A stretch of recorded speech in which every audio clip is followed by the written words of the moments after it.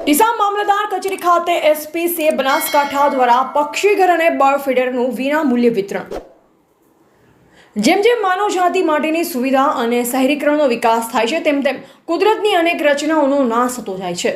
ખાસ કરી વૃક્ષોના ઘટાડાના કારણે ચકલીઓ સહિત અનેક પક્ષીઓના વસવાટ સ્થળો નાશ પામ્યા છે, જે કારણે આવા નિર્દોષ જીવો લુપ્ત થવાની કગાર પર પહોંચી ગયા છે। આવા સમયમાં બનાસકાંઠા પ્રાણી અત્યાચાર નિવારણ સમિતિ એસપીસીએ દ્વારા પક્ષીઓ માટે આશ્રય ઊભો કરવાના હેતુથી દર વર્ષની જેમ આ વર્ષે પણ પક્ષીઘર, પાણીના કુંડાઓ અને બર્ડ ફીડર વિતરણ અભિયાન હાથ ધરાયું છે।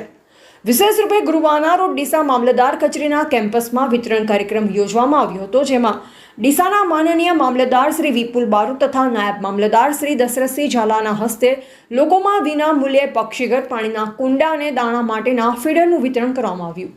આ કાર્યક્રમમાં એસપીસીએ બનાસકાંઠાના હોદ્દેદારો અને સ્વયંસેવકો પણ ભારે ઉમંગ સાથે હાજર રહ્યા। સેંકડો લોકોએ આ પ્રયત્નનો લાભ ઉઠાવ્યો અને પક્ષી સંરક્ષણના કાર્યને પ્રશંસનીય ગણાવ્યું।